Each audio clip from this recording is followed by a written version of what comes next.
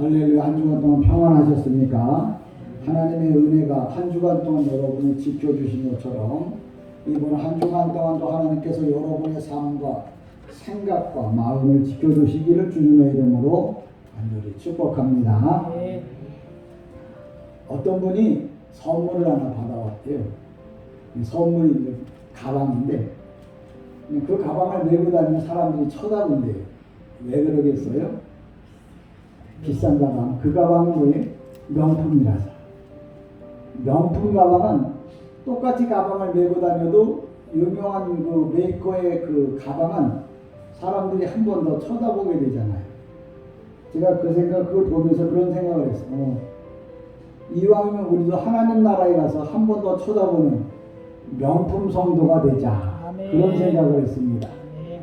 오늘 여러분이 드리는 오늘 이 예배가 하나님 앞에서는 명품 예배가 되기를 주님의 이름으로 축복합니다. 네. 재밌고 중요한 건 뭐냐면 명품 그러면 여러분 아시는 분은 다 알지만 또 알려도 모를 경우가 있어요. 예를 들면 어떤 분이 구찌 그 가방을 받았는데 그 말이 다 영어로 써 있잖아요.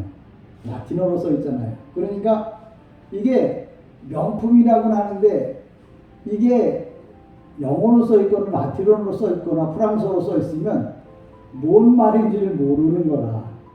그러니까 말을 들어서 이게 명품이라는 알지만 아무 이야기도 못 들어본 사람은 뭐예요? 저게 명품인지 아닌지를 모르는 거예요. 무슨 얘기냐면 내가 경험하지 않으면, 내가 가져보지 않으면 이게 좋은지 나쁜지를 모른다는 말을 하는 거예요. 그래서 저는 여러분들이 이것저것 다 알 수 있는 지혜의 영, 또 어느 것이 옳고 어느 것이 잘못됐는가 생각과 의지가 분명한 이런 온전한 예배를 드리는 성도, 그게 저는 하나님 앞에서의 명품이라고 생각됩니다. 하여튼 우리나라 삼성도 외국에 나가면 삼성이라고 안 써있고 삼성이라고 써있는데 다 뭐 영어로 써있어요. 외국의 그 명품도 보면 다 뭐예요? 외국말로 써있단 말이에요. 그래서 알아보는 사람이라야 그게 무슨 말인지 알아들을 수 있는 것처럼 여러분도 영적으로 예배를 알아들을 수 있어야 저 예배가 하나님이 받으실 만한 예배구나. 아이고 저 예배는 그냥 시장에서 파는 가방이구나 라고 뭐예요? 구분을 하게 된다는 거죠. 그래서 저는 여러분이 드리는 예배가 오늘 명품 예배가 되려고 하면 어떻게 해야 할까? 그 외국의 그 유명한 그 명품들은 다 영어로 써 있는데, 아니 불란서나 라틴어로 써 있는데, 그럼 나는 뭘 어떻게 해야 명품이 될까? 혼연하로도 생각을 해봤어요. 오늘 여기 보면 13절에 보면 촛대 사이에 인자 같은 이가 발에 끌리는 옷을 입고 가슴에 금띠를 띠고, 이렇게 한글로 써 있으면 누구나 다 알 수 있잖아요. 근데 저는 그걸 헬라어로 쓰면 이렇게 합니다. 카이 엔 메소 톤 루키온 오미논 휘온 안드로프 엔데 듀 메노 돌레도 카이, 이런 식으로. 왜냐하면 헬라어로 써 있는, 그러니까 이렇게 헬라어로 만약에 써 있다 그러면 이게 무슨 말인지 모르겠어요. 저 같은 경우에는 헬라어로 이렇게 영어 장막에 나오면 더듬더듬 쳐다보면 이게 무슨 말인지 알아요. 하여튼 읽을 줄도 알고 단어를 찾아볼 줄도 알아요. 왜? 그거에 대해서 배웠기 때문에. 여러분들이 하나님 나라에 가가지고 저분이 정말 명품 성도구나라는 걸 어떻게 아느냐? 딱 보면 그분이 하나님이 주신 뭐예요? 영광의 빛이 그 사람의 몸에서 드러나는 거예요. 그러니까 우리가 인품이 있고 지식이 있는 박사들이나 어르신들을 보면 무언가 그 사람에게서 또 세상 영어로 말하면 포스예요. 뭔가 빛이 나오잖아요. 그처럼 여러분이 예수를 잘 믿고 하나님 나라에 가면 예수 잘 믿은 사람과 안 믿은 사람이 차이가 분명히 난다. 여러분들도 알잖아요. 가방을 맸는데 그 가방에 구찌라고 써 있으면 이건 명품이에요. 그냥 다른 이름이 써 있으면 뭐예요? 뭐 그것도 명품이 될 수 있겠지만 비교했을 때, 그러니까 이게 진짜 명품인지 가짜인지 그것도 구분할 수 있는 거죠. 여러분이 영적으로 눈이 밝아지면 하나님 나라에 갔을 때, 아, 저 사람은 세상에 살면서 하나님을 잘 배우고 왔구나, 하나님을 잘 섬기다 왔구나, 그걸 뭐예요? 한눈에 알 수 있고 볼 수 있는. 여러분들도 좋은 옷 입고 가보세요. 어우, 백화점에서 샀어? 어떻게 알아? 느끼는 거예요. 그냥 지나가. 나 옷 샀는데, 봤어. 아, 옷 샀다고. 왜? 시장에서 산 거거든. 똑같은 옷이라도 벌써 시장에서 산 옷하고, 그것도 무시하는 건 아닙니다. 시장에서 살 수도 있고 백화점에서 살 수도 있어요. 근데 옷의 질을 따질 때 시장에서 산 옷하고 백화점에서 산 옷하고는 어떤 부분이 그러더라고요. 옷을 입어도 맵시가 안 난다고. 근데 어느 날 옷을 입고 왔는데 맵시가 나는 거예요. 야, 그거 어디서 샀어? 그러니까 맞췄어. 그 사람에게 맞춰서 옷을 만드니까 옷이 맵시가 나더라고요. 그래서 나같이 못생기고 뚱뚱한 사람은 기성복 사주는 게 아니라 어떻게 된다고요? 맞춰줘야 그나마 모양이 나요. 그러니까 고생 잘 알아들으세요. 그러니까 나는 기성복 사주면 폼이 안 나. 왜 다리도 짧지 배는 나왔지 키도 작지, 그러니까 이쁘지가 않아. 그 대신 그래도 그나마 나으려고 하면 뭐예요? 양고점 같은 데 가서 맞추면 그 나름대로 뭐예요? 모양이 나요. 여러분들 똑같이 예수 믿는 것 같고 똑같이 천국 가서 다니는 것 같지만 하나님 보실 때 뭐예요? 명품이 있다는 거죠. 그래서 저는 여러분이 하나님의 말씀을 잘 들어서 하나님 보실 때, 아, 정말 남들 한 번 눈볼 눈길보다 두 번 주고 세 번 눈길을 줄 수 있는 이런 성숙한 성도로 여러분이 성장한 다음에 하나님 나라 가기를 축복합니다. 그러려면 어떻게 해야 되느냐? 하나님의 말씀을 많이 듣고 많이 배우고 많이 알고 가야 한다고 저는 생각합니다. 오늘 본문에 보면 이렇게 말하죠. 뭐라고 말하냐면, 촛대 사이에 인자 같은 이가 발에 끌리는 옷을 입고 가슴에 금띠를 띠고, 이 말은 뭐냐면 발에 끌리는 옷을 입는다고 하는 이 말은 헬라어로 포데레스라고 해요. 포데레스라고 하는 말 자체가 뭐냐면 발에 끌리기까지 긴 옷을 그냥 포데레스라고 해요. 그러니까 주님께서 발에 끌리는 옷을 입었다고 하는 말은 그냥 제사장들이 입는 옷이라고 하는 것이에요. 성경에 보면 여기 발에 끌리는 옷을 입고 그랬더니, 아, 주님이 긴 옷 입었네. 그게 아니라 제사장들이 입는, 그러니까 예수님이 누구냐면 우리의 죄를 위하여 우리를 위해 십자가에 못 박혀 죽으신, 우리 죄를 다 대속하기 위해서 오신 바로 그분이 누구라고요? 예수 그리스도. 그분이 어떤 분이라고요? 긴 옷을 입고 있었다고. 그러니까 성경에 긴 옷을 입고 있는데, 아, 이 사람 누구야? 라고 물어보면 뭐예요? 예수님, 내 죄를 대속하기 위해 오신 분이라고 여러분이 알아들어야 돼요. 그런 것도 저런 것도 모르고 그냥 긴 옷 입었다고 이 사람이 누구야? 라고 물어본다면 그 사람은 성도로서 가치가 떨어지는 겁니다. 여러분들 지나가는 사람이 누군지를 알면 사람이 아는 사람인가, 그렇지 않은데도 알면 왜? 똑똑한 사람인 거죠. 여러분 본문에 있는 말씀을 잘 들어보세요.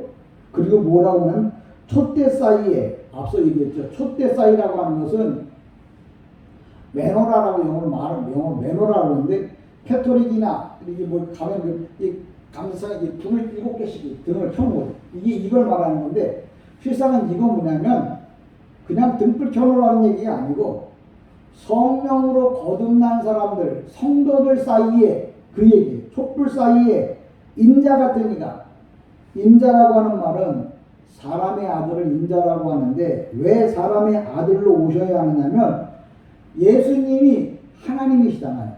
근데 하나님이 스스로 우리의 죄를 구속할 수가 없어. 그래서 하나님께서 성육신, 사람의 몸을 입고 이 땅에 오셔야만 돼요. 그래서 예수님이 성육신한 것을 말할 때 인자라 이렇게 부르는 거예요. 그렇다고 해서 똑같이 그럼 사람으로 태어나느냐, 성령의 잉태함을 받았다고 하는 말은 남녀 관계를 통해서 세상에 온 게 아니고 여자의 몸, 마리아의 몸을 빌려서 이 땅에 오신 거예요. 그래서 그분은 원죄가 없다. 그렇게 말해요. 여러분, 이 세상에 죽음이라고 하는 건 왜 오냐면 죄의 삭스로 오는 거예요. 그러니까 뭐 여러 가지 죽음이 있잖아요. 뭐 지금 전쟁이라고 하는 것, 또 질병이라고 하는 것, 뭐 코로나나 아니면 굶주림, 가뭄 이런 것으로 인하여 나이가 들어서 병들어서 사고로 다 죽게 되잖아요. 이유는 많지만 이 세상의 죽음이라고 하는 건 왜 오느냐면 죄의 삭스로.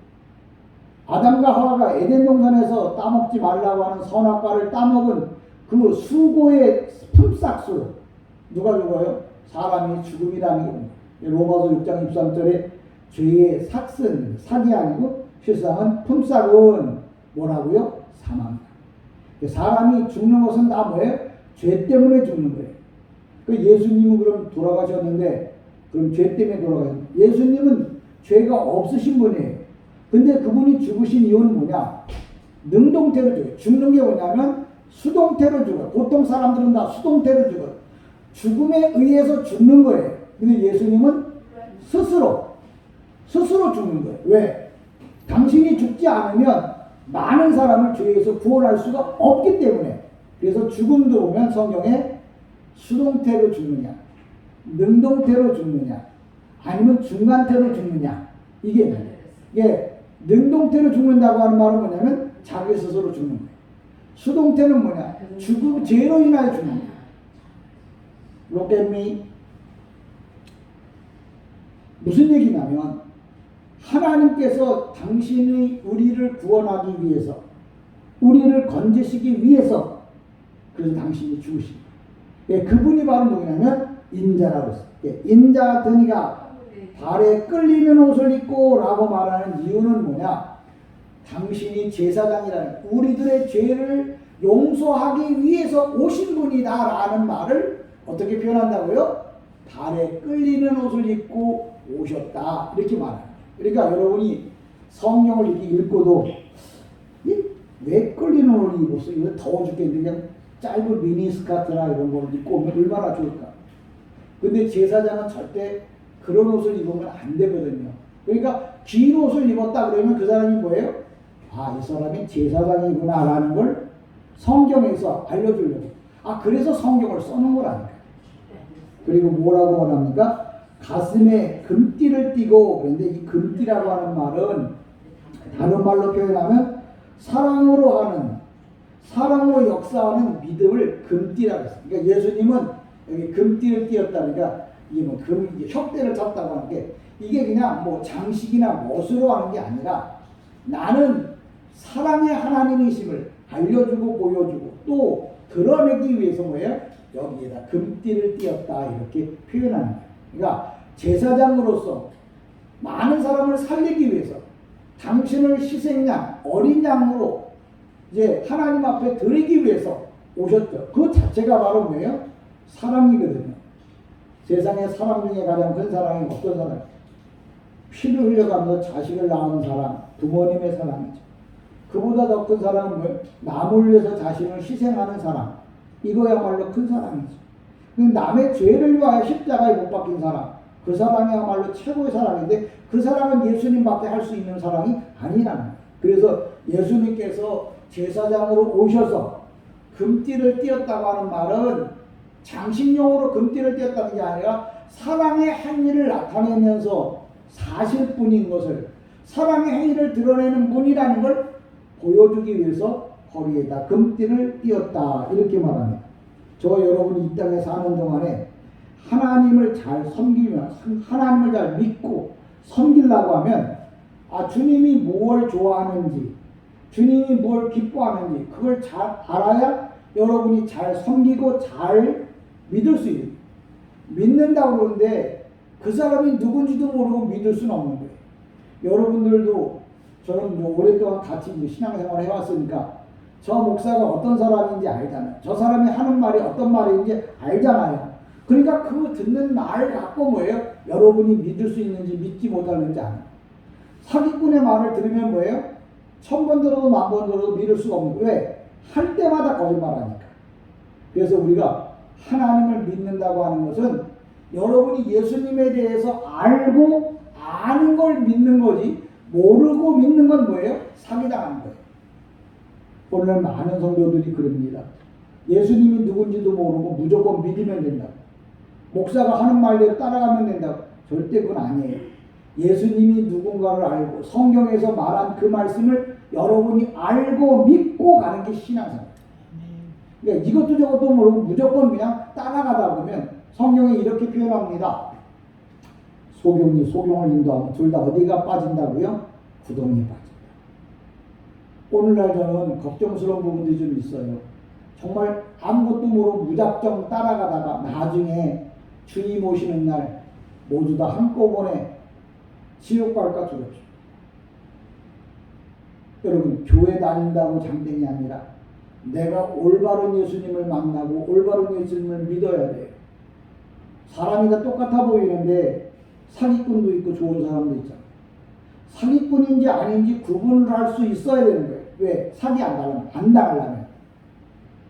저와 여러분이 하나님의 말씀을 올바로 알고 들을 때 하나님의 크신 은혜가 여러분의 삶에 임한다는 사실을 꼭 기억하십시오. 뿐만 아니라 금기는 사랑의 표현이기도 하고 더불어 뭐냐면 만왕의 왕, 이 힘을 표현하는 권세를 상징합니다. 여러분 임금이 보통 옷을 골룡포를 입잖아요. 임금이 입는 옷을 골룡포라고 해요. 그 붉은색의 그 봉황 그 무늬를, 그거는 그 옷만 딱 입었다 그러면 아 저분은 뭐예요? 왕인 거예요. 제가 더운데도 불구하고 이 옷을 입는 이유가 뭐냐면 이게 옛날로 말하자면 제사장들이 입는 옷이에요. 그렇다고 이게 제사장이라는 게 아니고 여러분들이 딱 볼 때 가운 입고 강대상에 쓰면 뭐라고 보겠어요? 저 사람 목사네? 한눈에 알아보잖아요. 근데 만약에 양복을 입고 쓰면 저 사람 목사인지 아닌지 처음 오신 분들은 저분이 목사인지 아닌지 구분이 안 돼요. 근데 처음 와도 강대상의 목사가 가운을 입고 이렇게 서면 아 저 사람 뭐야? 잘 걸어도 하여튼 저 목사님이시구나 알 수 있잖아. 그래서 원래 그 목자가 옷을 입을 때는 양을 치는 목자가 옷을 입을 때는 항상 뭐예요? 양들이 식별하기 좋은 옷을 입는 거예요. 자기 양들은 그 목자의 옷 색깔과 또 뭐냐면 냄새를 알아. 그래서 항상 목자는 자기가 입는 옷만 입어. 그래야 양이 아 저 사람이 내 목자구나 하는 걸 알게 되죠. 주님도 제사장의 옷을 입고 있다고. 그러니까 첫 보면 아 저분이 대제사장이고 나를 구원하실 분이구나라는 걸 한눈에 보고 알 수 있죠. 여러분도 저를 많이 아니까 이 옷 안 입고 양복 입어도 돼요.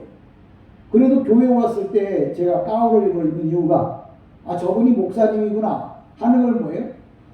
봐야 여러분이 따라올 거 아니에요. 말씀을 들을 거 아니에요. 그래서 저는 여러분에게 제사장이 왜 제사장의 옷을 입냐. 여러분 하나님의 나라에 갔을 때도 예수님이 누군지에 대해서 걱정할 필요 없어요. 왜? 제사장의 옷을 입고 있는 분, 하나님 나라에 가면 그분만 제사장의 옷을 입고 있어요. 첫 보면 저분이 예수님이라는 걸 알게 되죠. 그래서 제가 이런 걸 미리 입고 있으면서 아 저거 입으면 목사인 것처럼 하나님 나라 가면 누구만 입는다고요? 예수님만 입으셔. 그러니까 제사장의 옷을 입고 있는 분 저분이 누구라고요? 예수님.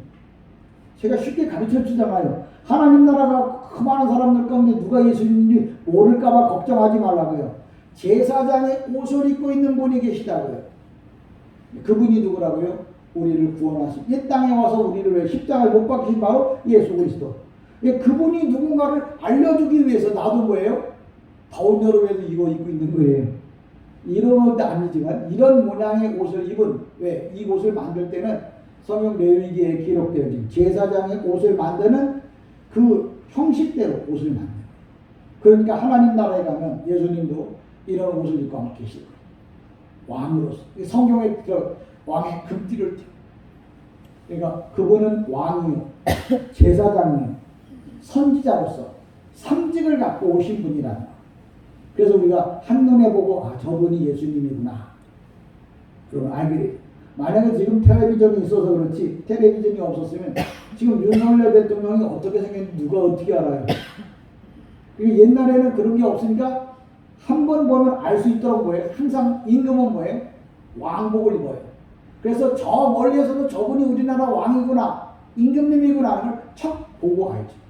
배웠든 못 배웠든 저분이 누군지 뭐예요? 아는 거예요. 여러분이 눈이 좋든 나쁘든 많이 배웠든 적 배웠든 하나님 나라 가면 예수님이 누군가를 척 보고 알 수 있다고요. 어떻게? 제사장의 옷을 입고 있다. 그래서 성경에 기록해 놓은 거예요. 나는 발에 끌리는 옷을 입었다고. 이 얘기는 그냥 지금 하는 게 아니고 앞으로도 나를 찾을 것 같으면, 나를 만나기 원하면, 나를 알아보려고 한 거예요. 제사장의 옷을 입고 있는 사람이 있거든요. 하늘나라에서. 그분이 누구라고요? 예수라고. 그래서 하나에서부터 10까지 여기서 배워갖고 가야 돼. 안 배운 사람은, 다른 교회 나가는 성도들은 예수님이 누구냐고 물어보고 볼 거예요. 어떤 분이 예수님이야? 내가 만나고 싶은데 예수님은 어떤 분이야? 라고 물어보거든. 제사장의 옷을 입고 있는 분이 계셔. 그분이 예수님이요 라고 말해줄 수 있어요. 그러면 여러분은 다른 사람들보다 뭐예요? 품격이 나은 거예요. 시장에서 사는 가방이 아니라 명품 가방을 갖고 있다는 말을 하는 거예요. 명품이란 말은 그 사람이 인격이 있고 아는 게 많고 아는 것을 올바로 믿는 사람을 성경에서는 명품 성도라고 해요. 저는 여러분이 다 명품 성도가 되기를 주님의 이름으로 간절히 축복합니다. 14절에 보면 이렇게 말합니다. 그의 머리와 털의 시기가 흰 양털 같고 눈 같으며 그의 눈은 불꽃 같고. 여러분, 이스라엘은 열대지방이라서 눈이 절대 없습니다. 많은 사람이 눈 그러면 우리나라 같이 사계절이 있는 나라에는 눈이 있어요. 근데 이스라엘은 눈이 없어요. 항상 뜨거운 나라라서. 근데 눈 얘기를 하니까 성경에서 이 눈은 무엇을 말하는 걸까? 그러니까 성경에서 그들은 시다 그러면 뭘 보고 시다 그러냐면 양의 털, 양털, 그걸 보고 시다 이렇게 표현을 해요. 그러니까 예수님은 어떤 분이냐면 그의 머리와 털의 시기가 흰 양털 같고, 비유를 들 수 있는 게 양밖에 없어서 우리나라로 만약 주님이 우리나라 말로 성경을 쓰라 그랬으면 겨울에 내리는 흰눈 같고 이렇게 표현할 텐데 여기는 흰눈이 없어요. 그래서 양털을 두고 말하는데, 양털이라고 하는 흰눈이라고 하는 것은 색깔이 얼마나 희냐 아니면 덜 희냐 그걸 말하는 게 아니고, 흰색 그러면 영적으로 영흠이라고. 영흠이라면 영적으로 흠이 없다. 그럴 때 뭐냐면 흰색이라고 해요. 하얗다는 거 말하는 거예요. 그러니까 사람이 결혼식 할 때 요새는 뭐 다양합니다. 예전에는 기본적으로 뭘 입어요? 흰 드레스를 입습니다. 왜? 나는 흠이 없는 아주 깨끗한 여자입니다. 그걸 뭐예요? 온 사람들에게 알려주려고 흰 드레스를 입는 거예요. 폼 잡고 입는 거 아니고. 흰색을 입는 이유는 뭐냐? 그 사람이 속이 어떤지, 행실이 어땠는지 아무도 모르지만 그 사람이 일단 하얀 가운, 드레스를 입으면 많은 사람한테 나는 인생에 있어 흠이 없이 아주 깨끗한 수천입니다. 그걸로 뭐예요? 표현하기 위해서 흰 드레스를 입는 거예요. 그러니까 주님도 하늘나라 가면 제사장으로서 흰 옷을 입고 계실 거예요. 왜? 아무 죄도 없는 우리를 다스리는 분, 그분이 바로 누구라고요? 예수님이라. 그래서 흰색 그러면 흠이 없고, 쉽게 말하면 죄는 원죄, 자범죄, 고범죄가 있습니다. 그래서 사람은 다 원죄를 갖고 태어나지만 예수님은 원죄가 없으셔서 스스로 죄도 짓지 않았어요. 그래서 죄가 아무것도 없는 분이야. 그걸 표현하려고 하니까 사도 요한에게 쓰라고 하기를, 야 이렇게 써라. 머리와 털의 희기가 흰 양털 같고. 이 말은 예수님은 아무 죄도 없는 분이다 라고 알려주고 보여주고 가르쳐주라. 그래서 사도 요한에게 쓰게 한 거예요. 예수님은 죄가 있다 없다? 없다. 원죄, 자범죄, 고범죄 아무 죄도 없다. 그거 목사님 봤어요? 혹시 사람인데 죄 지을 수도 있을 텐데. 야, 성경에 말했잖아. 예수님은 신양털 같다고. 그 얘기 뭐야? 아무 죄도 없다고 성경에 써놨으니까 나는 이 성경을 믿는 거예요. 여러분도 주님이 죄가 없으심을 믿으시면 아멘 합시다. 왜? 성경에 그렇게 그렇게 나. 그래서 눈이 있어도 봐야 되고요. 귀가 있어도 들어야 돼요. 입이 있어도 말할 줄 알아야 돼요. 여러분 흰드레스 왜 입는다고요? 보기 좋아서 흰드레스 입는 거 아니에요. 물론 그런 의도도 있지만 나는 깨끗합니다. 흠이 없고 점이 없고, 쉬운 말로 말하면 이 남자와 결혼하기에 아무 문제가 없는 사람입니다. 그걸 표현하려고 뭘 입는다고요? 흰 드레스 입는. 그냥 결혼식에는 그냥 무조건 드레스 입는 거 아니요. 깨끗한 수처녀라고요. 아무 흠이 없는 사람이라고요. 이 남자와 결혼 생활하기에 아무런 문제가 없는 사람이라고 세상 사람들에게 알려주려고 뭘 입는다고요? 흰 드레스 입는 거예요. 그처럼 여러분도 하나님 나라에 올라갈 때 흰 옷 입고 올라간다 그러니까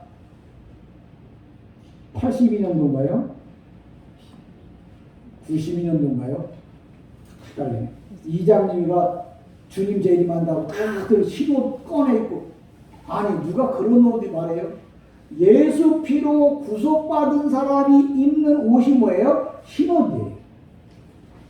이것도 저것도 모르고 흰 옷 그러니까 무식하고 모르니까 하얀 옷이 흰 옷인 줄 아는데, 예수 피로 구원받은 그 사람들이 입는 어떤 옷이든지 다 주님은 뭐라고 본다고요? 흰 옷으로 보는 거예요.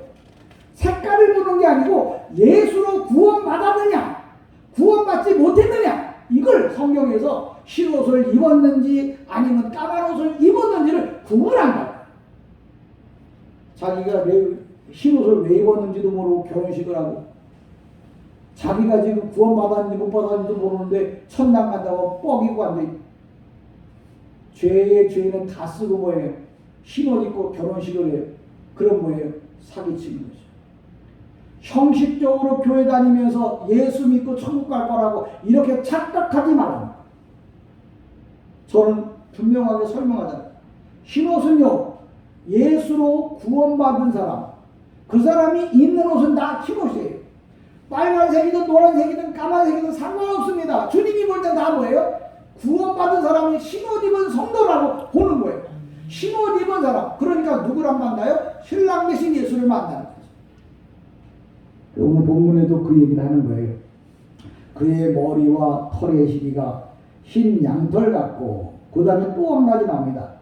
눈 같으며. 그러니까 눈은 이스라엘이 없죠. 우리가 눈은 이해가 되잖아요. 하얗잖아요. 소론이라는 게 뭐예요? 하얀색을 소론이라고 해요. 눈 같으며, 그 다음에 그의 눈은 불꽃 같다.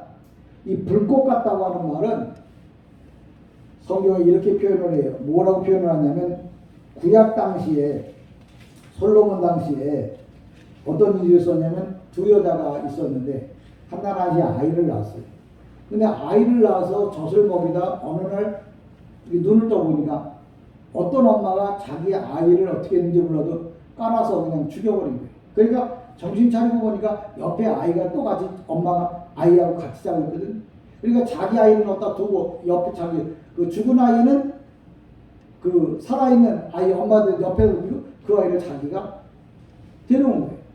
그 엄마가 눈을 딱 떠서 보니까 아무리 한나라한 새 나서 자기가 자기 새끼 모르겠어요? 아이 딱 보니까 죽은 애가 내 아이가 아니라는 거예요. 그러니까 솔로몬에게 갔어요. 살아있는 아이를 낳고 두 엄마가 가서 내 아이라 우겨듭니다. 근데 솔로몬이 그걸 뭐예요? 분별해서 이 아이가 이 아이 엄마고, 이 아이는 거짓말, 이 엄마는 거짓말했다고 해서 혼내주잖아요. 그러니까 심리적인 것까지도 다 볼 수 있는 거. 솔로몬이 그걸 분별을 해요. 그 솔로몬이 분별한다는 말이 아니고, 하나님은 보지 않고도 여러분의 마음을 다 아신다. 그럴 때 뭐라고 성경에서 써놓냐면 불꽃 같은 눈이라. 눈에서 불이 나와서 불꽃 같은 눈이 아니에요. 주님이 여러분 한 사람 한 사람의 마음을 다 보시고 아시고 판단하신다. 그 얘기예요. 그러니까 주님은 뭐예요? 주님 앞에서 거짓말 할 수 있어요, 없어요? 없는 거죠. 그러니까 주님 앞에 거짓말하지 말라는 말을 할 때 주님 불꽃 같은 눈으로 보셔. 어떤 눈으로 본다고요? 불꽃 같은 눈으로 본다고. 내가 거짓말하고 미워하고 원망하고 거짓말하고 미워하고 원망하고 사기치고 사람에게는 그게 가능할지 몰라. 그러나 하나님은 어떤 눈을 갖고 있다고요? 불꽃 같은 눈을 갖고 있다. 그 얘기는 우리 보고 그런 것을 다 볼 수 있는 분이니까 주님 앞에서 거짓말하지 말라고, 뻥치지 말라고, 속이려고 그러지 말라고. 왜? 주님은 다 뭐예요? 보시고 계시기 때문에. 그러니까 여러분이 만약에 주님에 대해서 안다면 주님 앞에서 사기치겠어요? 주님 앞에서 거짓말하겠어요? 안 했는데 했다고 얘기했어요? 그럴 수 없는 거죠. 또 성경에 미리 구약에는 솔로몬에 관한 이야기를 해요. 그 다음에 신약에 와서는 11서 4장 11절은 하나님의 말씀은 살아있어서 운동력 있어 심원과 골수와 관절까지 쪼갠다. 이 얘기는 뭐냐? 하나님의 말씀은 우리들의 모든 부분까지도 다 알고 보신다. 그런 뜻이에요. 그러니까 그런 것을 한마디로 이렇게 압축시켜서 표현하기를 하나님은, 예수님은 불꽃 같은 눈을 갖고 계시네요. 이 얘기는 뭐든지 다 보신다. 그런 말. 여러분이 예수님을 알면 잘 믿을까 못 믿을까? 잘 믿죠. 예수님을 모르니까 사기치려고 하고 거짓말하려고 하고 내 뜻대로 하려고 하지. 예수님을 올바로 안다면 절대 그럴 수가 없는 거죠. 그런 이유는 뭐냐? 내가 예수님을 모르거나 무시하거나 안 믿으니까 그러는 거예요. 하나님을 올바로 믿고 안다면 절대 그럴 수는 없는 거예요. 그래서 여러분이 하나님의 말씀을 잘 알아야 예수를 잘 믿는 거지, 하나님을 모르는데, 말씀을 모르는데 예수를 잘 믿을 수는 없는 거예요. 목사가 안 하는데 잘했다고 그 천국 가는 거 아니에요. 성경에서 뭐라고 말하는지 그걸 듣고 그 뜻대로 가야 올바른 신앙생활을 하는 겁니다. 그러니까 불꽃 같은 눈이라고 하는 말은 다른 말로 하면 심적 통찰력, 사물의 본질을 파악하고 인간의 마음까지도 다 꿰뚫어 보는 문, 그걸 가리켜서 불꽃 같은 눈을 갖고 계시다. 이렇게 말합니다. 15절 보면 이렇게 말합니다. 그의 발은 풀무불에 단련한 빛난 주석 같고 그의 음성은 많은 물소리 같으며. 여기 예수님에 대해서 9가지로 설명하는데 여기 보면 뭐라고 하면 그분의 발은 빛난 주석 같고, 이 빛난 주석이라고 하는 말을 다른 말로 말하면 찬란하게 빛나는 모습을 말해요. 그러니까 예전에 주님은, 초림의 예수님은 그 발이 어떠냐면 연약한 발이었어요. 그래서 못에 찔려서 십자가에 죽으시는 발이었어요. 근데 다시 오시는 주님은 그 발이 빛난 주석 같다는 말은 부글부글 이글 타오르는 뜨거운 그 이 노쇠 같은, 뭐든지 밟으면 다 타버리고 뭐든지 밟으면 다 뭐예요? 죽을 수밖에 없는 그런 힘과 능력을 갖고 오신 분이에요. 제가 그 텔레비전에서 그 세계 여행 가운데 어떤 분이 예수님의 그 본질을, 십자가의 고난을 생각하면서 못을 박았다고 그러더라고요. 못을 박았다고 해서 이렇게 내가 쳤더니 여기를 못을 뚫었더라고요. 여기를 못으로 뚫었어요. 그리고 십자가에 기다. 여러분 성경에 보면 예수님이 여기 뚫린 거 아니에요. 어디 뚫렸다고요? 여기에 뚫렸어요. 여러분 뭐든지 알고 그래야 돼. 내가 너희를 위해 죽었다 그러고 예수님 딱 손을 보는데 손에 지금 못자국 있어? 여기에 나 있는 못자국은 이거 뭐예요? 가짜예요. 진짜 못자국은 어디나 있어야 된다고요? 여기나 있어요. 여러분 하나님 나라에 가서 예수님이, 내가 예수님이라고 물어보거들라, 궁금하거들라, 주님 나를 위하여 십자가에 못 박히신 그 손 좀 보여주세요. 그러면 이렇게 보여주실 거예요. 여기 보시고서 거기에 못자국이 있거든요. 이분이 진짜 예수님인 줄 아십시오. 왜? 역사적으로 주님은 여기에 이렇게 해서 이렇게 해서 못을 박았다고요. 그것도 못이 아니고 옛날에 철길 가면 갱목이라고 해갖고 철이 못 움직이도록 한 30cm 되는 그런 이렇게 굵은 못, 그걸로 여기 들었어요. 왜? 사람의 신경이 다 여기를 통과합니다. 여기를 못으로 박는 이유는 고통받다 죽으라고. 그 고통이 왜 그렇게 고통을 받아야 되느냐? 내가 지은 죄 때문에 내 죄를 용서하기 위해서 주님이 그런 고통을 받으셨다고요. 그래서 항상 사탄이 나타나서 여러분 꿈에라도 내가 예수님이라고 나타났거나 손을 보여달라고 하십시오. 꿈에서라도 그럼 당신이 나의 구세주라면 손을 보여주십시오. 사탄은 절대 꿈에 나서도 손을 안 보여줍니다. 왜? 나를 위해 죽은 적이 없고 주님이라고 하면 손을 보여달라고 하면 보여주시고 여기가 아니고 어디? 여기를. 목사님은 어떻게 하는데? 도마가 없을 때 부활하신 예수님이 나타나셨습니다. 제자들이 예수님이 나타났다고 얘기하니까 도마가 그런 거야. 나는 주님의 손에 못 박힌 손에 그 못 박힌 그 손과 옆구리의 창자국을 보지 않으면 절대 난 부활하신 주님을 안 믿어! 라고 말했어. 그때 어느 날 도마가 예수님이 제자들과 함께 있을 때 예수님이 나타나서 제일 먼저 한 말이 뭐예요? 도마야, 내 손 봐라. 그러니까 주님은 당신이 구세주라는 걸 보여주려는 거예요.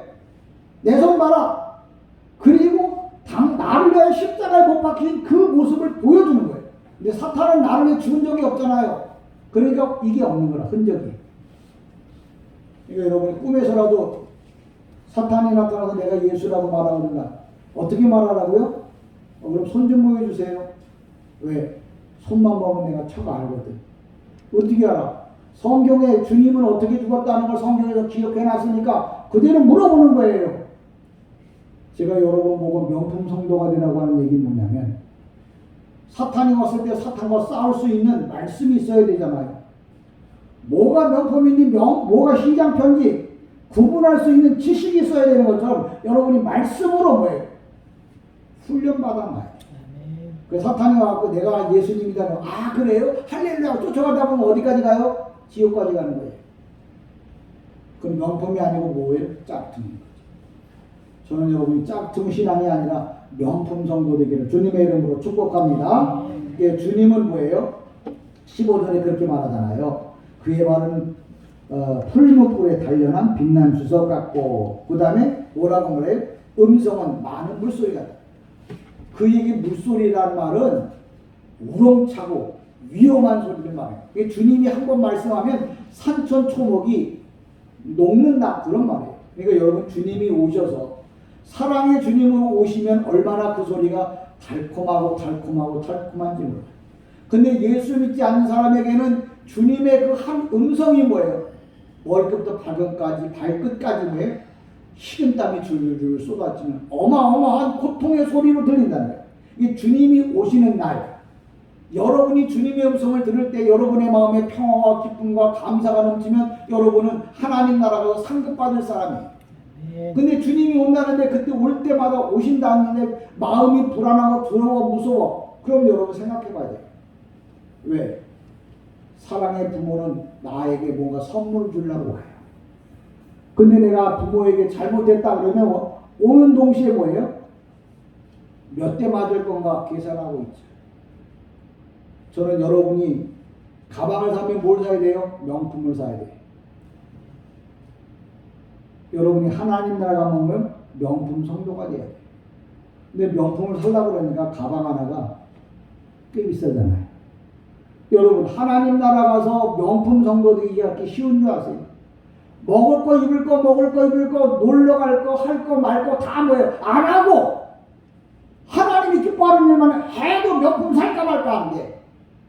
가난한 사람들은 명품 평생 한 번도 못 사보고 갈 수 있어요. 너무 비싸니까. 여러분 예수를 시시하게 믿으면 안 돼. 명품이 왜 비싸냐면 좋아서 비싼 거예요. 하나님 나라에 여러분 명품이 되려면 내가 그만큼 헌신봉사 충성해야 돼. 근데 내가 하고 싶은 거 다 하고 놀고 싶은 거 다 놀고 갖고 싶은 거 다 갖고 언제 명품 돈 모아서 하나님 나라 명품 사겠냐. 저는 여러분이 이왕이면 이왕의 예수 믿었으면 명품 성도 되기를 주님의 이름으로 간절히 축복합니다. 기도합니다. 은혜와 사랑의 주님, 우리가